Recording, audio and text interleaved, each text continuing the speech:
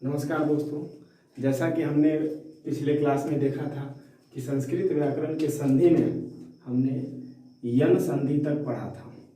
यन संधि तक पढ़ा था जो कि संधि का तीसरा भेद था।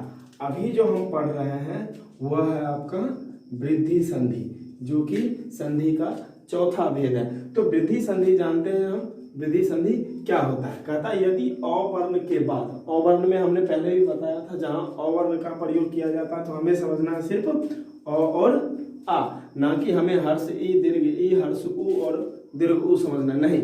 हमें समझना है क्या? सिर्फ अ और आ। अवर्ण में सिर्फ ये दो वर्ण आते हैं।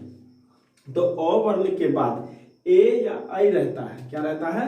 ए या ऐ रहता है।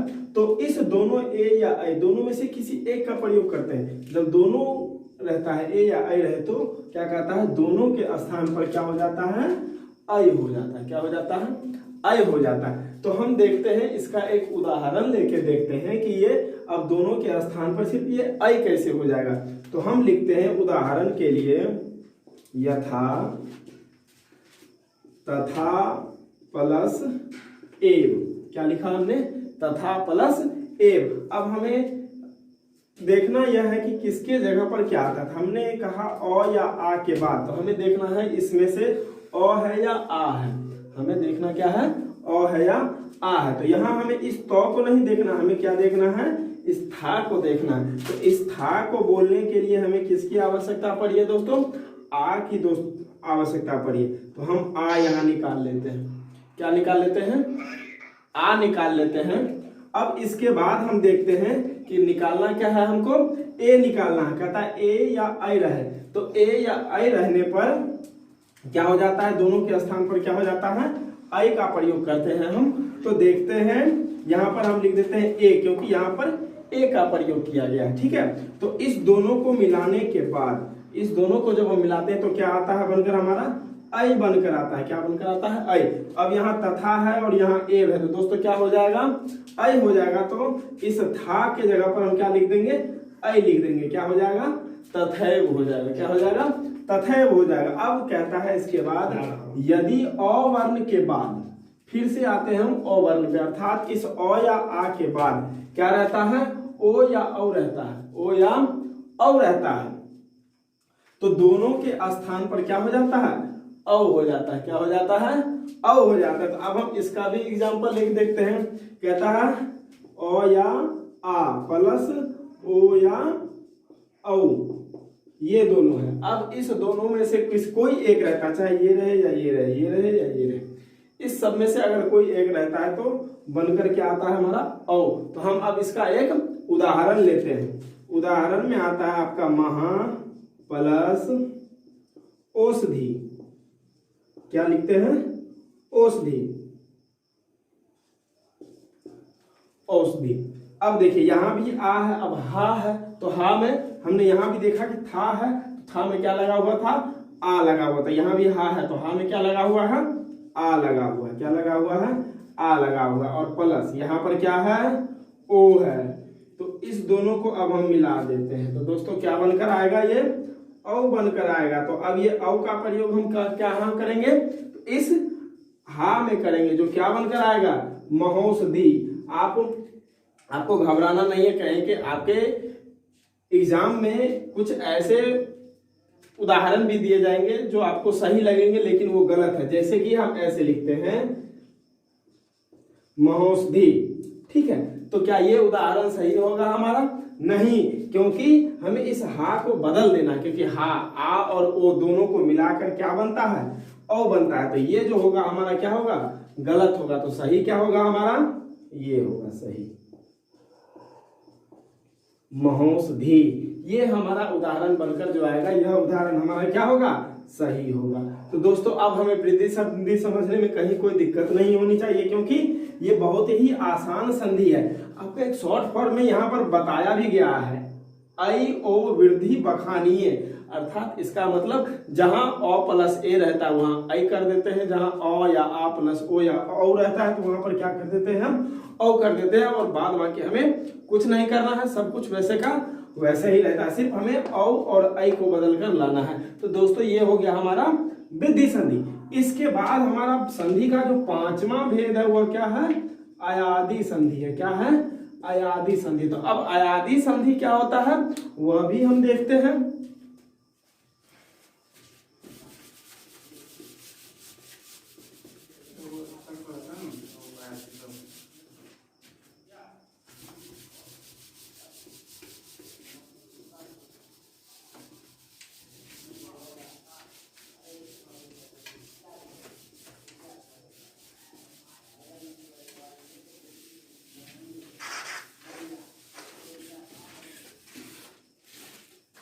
देखिए पांचवा हमारा कौन सा संधि था?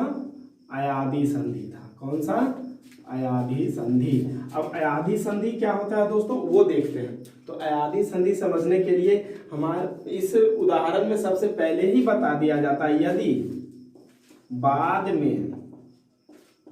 में कोई स्वर हो तो ए क्या है? ए का क्या हो जाता है? ए का ऐ क्या हो जाता है? ऐ। किसके स्थान पर ऐ होता है दोस्तों? तो ए के स्थान पर ऐ होता है। और जहां पर ओ रहे तो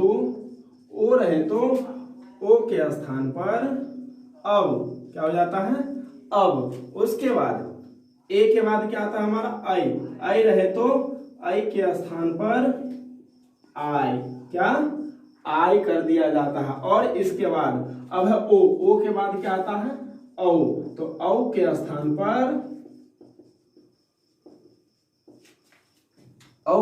पर क्या कर दिया जाता है? आव कर दिया जाता है। आव कर दिया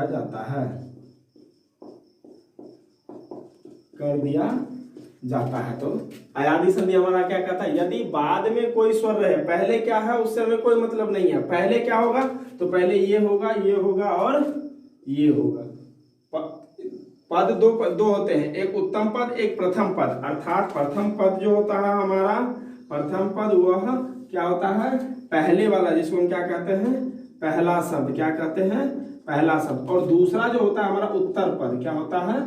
उत्तर पद अर्थात बाद वाला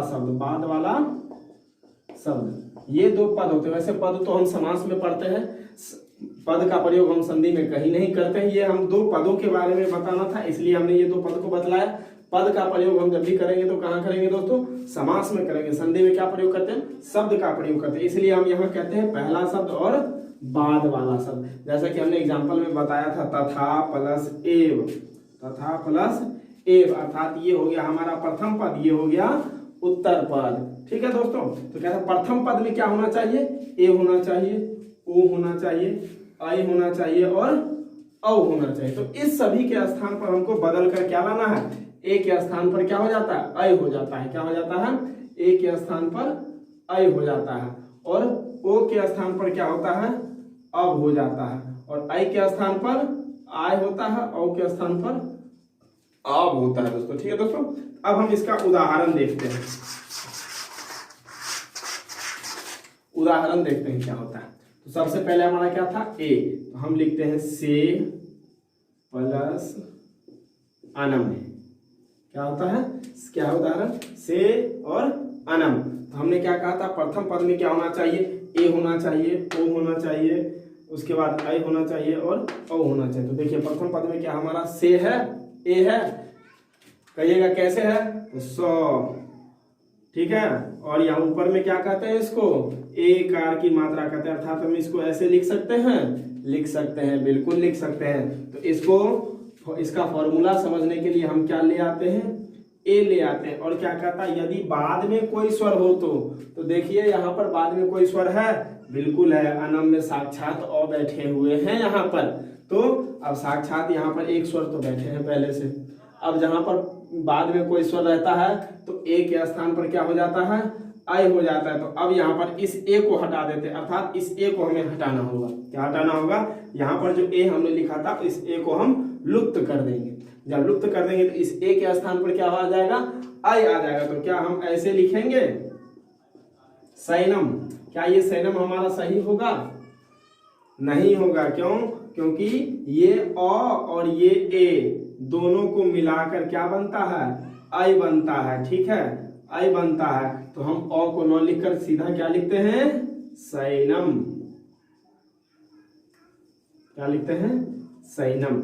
ये हमारा उदाहरण जो बनकर आया, ये उदाहरण सही है। ठीक है। उसके बाद क्या कह रहा था हमारा? ओ हो, ओ के स्थान पर क्या होना चाहिए? अब होना चाहिए। ठीक है। ओ, अब हम लिखते हैं पो। साधारण सा शब्द है पो, लेकिन ये शब्द बहुत बड़ा है। सो यहाँ पर देखने में आपको ये साधारण लगेगा, लेकिन इससे बहुत बड़ा शब्द बनता है। उसके बाद हम लिखते हैं क्या? इत्र। क्या लिखते हैं? इत्र लिखते हैं। अब देखिए यहाँ पर ओ कह रहा है, तो इसमें ओ है तो इसमें से ओ निकाल लेंगे। ठीक है। फिर यहाँ पर क्या कहता है? यदि बाद में कोई स्वर हो तो यहाँ पर भी साक्षात हर्ष ई बैठे, अर्थात हर्ष ई भी क्या है? स्वर ही है हमारा। तो इस हर्ष ई को यहाँ निकाल लेते हैं। अब इस दोनों को यहाँ से निकाल लेंगे और दोनों को मिलाएंगे तो क्या बनेगा? ओ के स्थान पर अब बनेगा। क्या बनेगा? अब बनेगा। तो अब आप समझ ही गए होंगे कि इस दोनों को मिलाने के बाद क्या बनता है? पो। अर्थात इस ओ के जगह पर हम क्या कर देंगे? अब कर देंगे। तो पो में ओ लगा हुआ है, ओ और वो है, अब हो गया। तो इस ओ को हम ऐसे नहीं लिखते थे, पब ये हो गया। ठीक है। अब बचा क्या हमारा? इत्र। इत्र को हमें कहीं से कोई बदलना नहीं है, इत्र को ऐसे का ही ऐसे। अब ये तो साक्षात हम ऐसे तो ई लिख नहीं सकते हैं, किसी भी शब्द में हम ऐसे लिखेंगे पवित्र। क्या ये पवित्र हमारा सही होगा? बिल्कुल नहीं। ये पवित्र हमारा क्या होगा? गलत हो जाएगा। तो हमारा सही पवित्र क्या होगा? ये हो जाएगा। क्या हो जाएगा? ये पवित्र हमारा सही होगा। ठीक है दोस्तों। अब चलिए यहां तक आपको समझने में कोई दिक्कत नहीं होनी चाहिए। अब क्या कहता है? आई। क्या है? आई। तो आई के स्थान पर क्या होगा? आय का प्रयोग करेंगे। किसका प्रयोग करेंगे? आय का प्रयोग करेंगे। ठीक है दोस्तों। हम लिखते हैं नई। ठीक है, हो गया। अब कहता बाद में स्वर भी होना चाहिए, तो हम लिखते हैं क्या? अकह। क्या लिखते हैं? अकह। अब देखिए इस नौ में अय है, यहाँ हमें क्या लिखने के लिए कहता है? अय। तो इस नौ में से अय को निकाल लेते हैं हम। बाद में कहता है स्वर होना चाहिए, तो स्वर यहाँ पर है। अब इस दोनों को मिलाएंगे, क्या बनेगा? आय बनेगा। अर्थात इस नई के जगह पर क्या होगा? नाय होगा। तो आय ऐसे लिखेंगे नहीं, सिर्फ हमें क्या लिखना है? नौ में अ पहले से ही आ गया, तो ये ना हो गया। अब यहाँ पर अ लिख देते हैं। बाद में बचता क्या हमारा? कह। क्या हो जाता है? ये नायकः। अर्थात अब हमें अयकार की मात्रा में भी समझने में कहीं से कोई दिक्कत नहीं है। अब इसके बाद हम चलते हैं, क्या हमारा? औ है। क्या है? औ है। अब औ से हम कौन सा शब्द बनाते हैं? देखिए हम लिखते हैं भौ। ठीक है। अब हमें इससे बाद में हमें स्वर भी लेना है, तो हम लेते हैं, फिर से क्या लेते हैं? इसी शब्द को हम दोबारा ले लेते हैं, अकह। ठीक है। और भी दूसरा शब्द हम ले सकते हैं, समझने में दिक्कत ना हो, बाद में हमें आराम से हम संधि बना सकते हैं, लेकिन हमें समझना है आसान तरीका। ठीक है। हम ले लेते हैं अकह। अर्थात हम यहाँ पर कहता है औ, इसमें से औ निकाल लेते हैं। ठीक है। ये औ आ गया। अब बाद में स्वर होना चाहिए, तो स्वर यहाँ से निकाल लेते हैं। बन क्या जाता है? ये आव बन जाता है। क्या बन जाता है? आव बन जाता है। तो अब समझ गए होंगे ये क्या बन जाएगा? औ के जगह पर हम क्या लिख देंगे? भा। आ गया, वो भाव हो गया। बच क्या गया हमारा? कह बच गया। भाव कह। ये हो गया हमारा अयादि संधि के सारे उदाहरण, जिसको समझने में कहीं से कोई दिक्कत नहीं। स्वर संधि के जितने भी भेद थे, वह सारे भेद, पांचों भेद हमने खत्म कर दिया। अब आने वाले दूसरे क्लास में हम व्यंजन संधि से पहले दो संधि और है, उस संधि को बताएंगे। तब जाकर हम चलेंगे किस पर? व्यंजन संधि पर। संधि का तीसरा भेद व्यंजन संधि पर, जो कि सबसे बड़ा संधि है। ठीक है दोस्तों। तो अभी हमारे स्वर संधि के पांचों भेद समाप्त हो चुके हैं। अगर पांचों भेद में कहीं से कोई उदाहरण समझने में आपको कठिनाइयां आई होंगी, तो हमारे नीचे कमेंट बॉक्स में कमेंट करें, और आने वाले क्लास में हम व्यंजन संधि पढ़ाने से पहले हम आपको उस कठिनाइयों को दूर करेंगे। इसी के साथ क्लास समाप्त होता है। धन्यवाद दोस्तों। 14